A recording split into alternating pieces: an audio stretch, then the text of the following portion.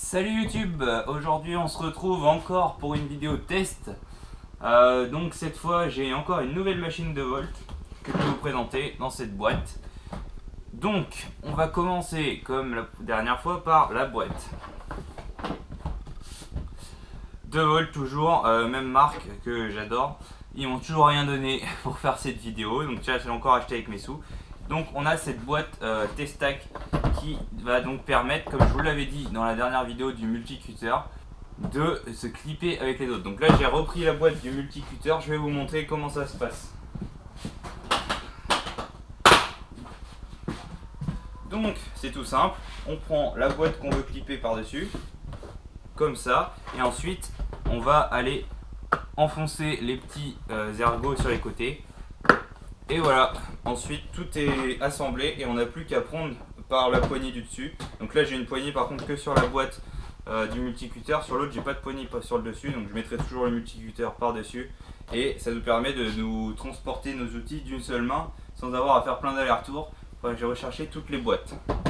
Donc sans plus attendre, je vais vous présenter quelle machine j'ai acheté. C'est, attention, une visseuse à choc.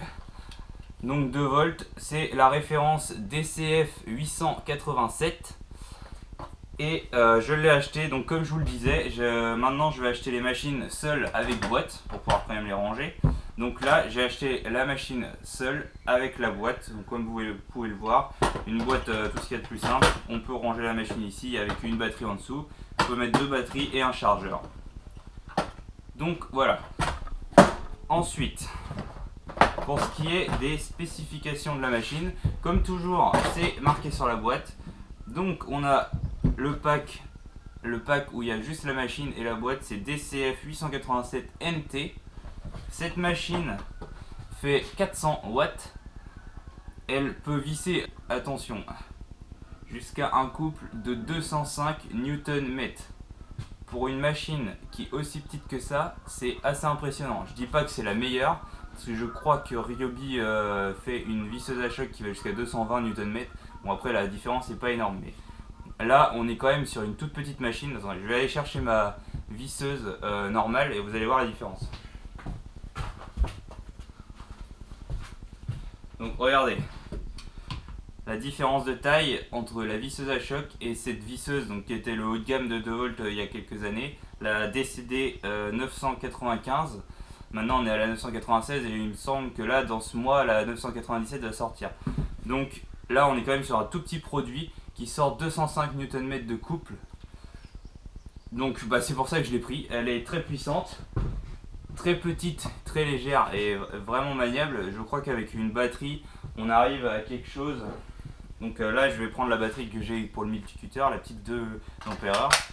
Pour cette combinaison là, la petite batterie 2 ampères et la machine, on arrive à quelque chose comme 1,3 kg. Plus ou moins le même poids que ma petite clé à choc AZ que je vous ai présenté la dernière fois. Pour, bon, bien sûr, un couple beaucoup moins élevé, la clé à choc elle va jusqu'à 1100 Nm, mais ça marche à l'air comprimé. Et là on est sur batterie, donc on n'a pas besoin de s'embêter avec les fils. Pour aller démonter des petits boulons, c'est très bien, c'est largement suffisant. J'ai même réussi hier à sortir un boulon de roue d'une 106, donc ça je vous montrerai dans la vidéo de test avec la mise en application de tout ce que je vais vous raconter.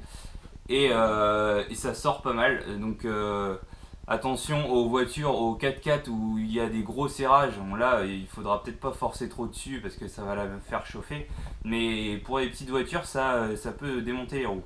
Donc c'est vraiment très impressionnant. Je m'attendais pas à que ça soit aussi puissant. Donc comme je vous le disais, donc on a 400 watts, 205 Nm de couple. Ici un petit porte-embout, porte-outil, porte ce qu'on veut. Par exemple là j'ai un porte douille, je peux l'aimanter ici et il bougera vraiment pas. C'était la même chose que sur la visseuse, je l'ai utilisée depuis des années celle-là et ça bouge pas, c'est vraiment génial. Enfin, même pour l'enlever déjà c'est dur.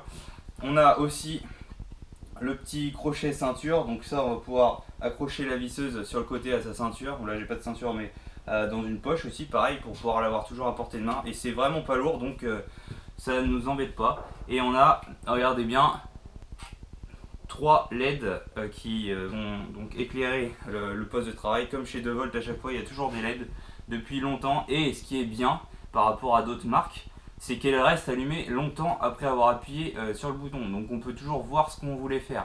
Et ça, c'est vraiment appréciable. Ensuite, on a plusieurs modes. Alors, vous allez le voir ici, 3 modes, 1, 2 et 3. Le premier mode, il y a une petite vis dessinée au-dessus, c'est le mode précision. Donc ce mode précision, il va permettre, donc il va bloquer la machine à 1000 tours minute. C'est déjà rapide, mais ça va permettre d'enfoncer des petites vis comme celle-ci par exemple, sans aller déglinguer le bois.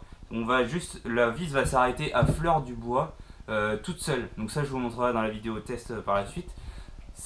Donc c'est super bien parce que c'est une machine très puissante et ça permet de faire quand même des vissages de précision pour quand on fait des meubles, quand on monte du placo par exemple aussi. On peut acheter un embout pour les vis à placo et les vis vont s'arrêter toutes seules à fleur du placo. Ensuite, le mode 2. Donc là, on passe sur de la grosse puissance quand même. On monte à 2800 tours minute. Ça fait pas le même bruit. Et on a quand même beaucoup de couple. Là, j'ai pas une information de couple.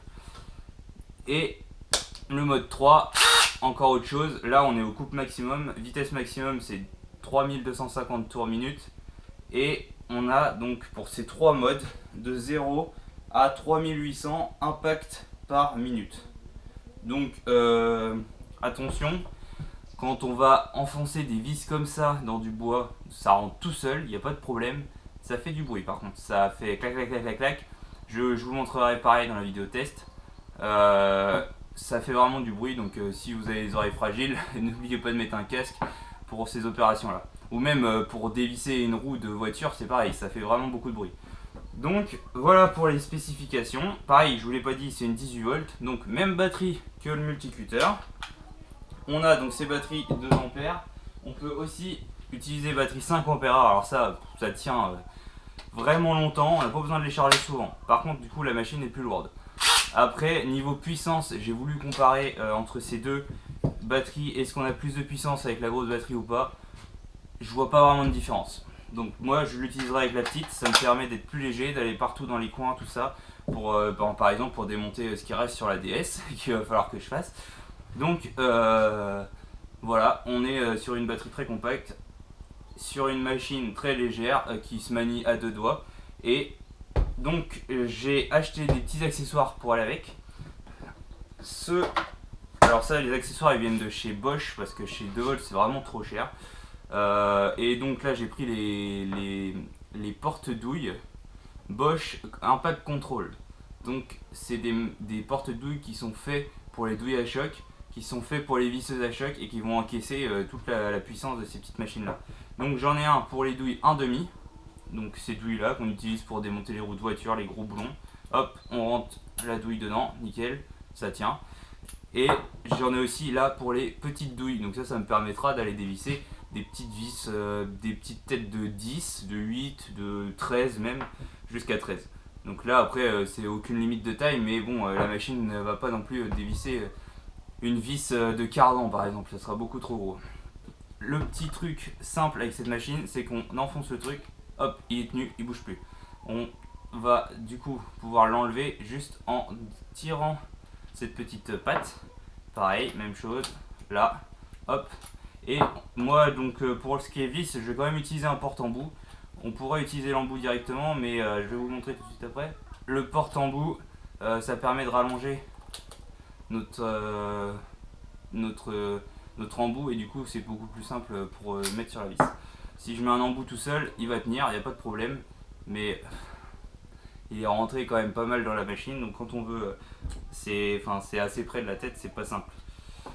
Donc voilà, je vous ai tout dit. Ah non, je vais quand même vous parler de ces petits forets de chez Tivoli qui sont aussi avec cette tête d'embout. Donc pareil, je vais pouvoir les enfoncer dedans et aller faire des trous avec, il n'y a pas de souci. Je vais vous montrer ça dans la prochaine vidéo, donc comme je vous l'ai dit, qui la mettra en action et vous allez pouvoir voir toutes ces applications.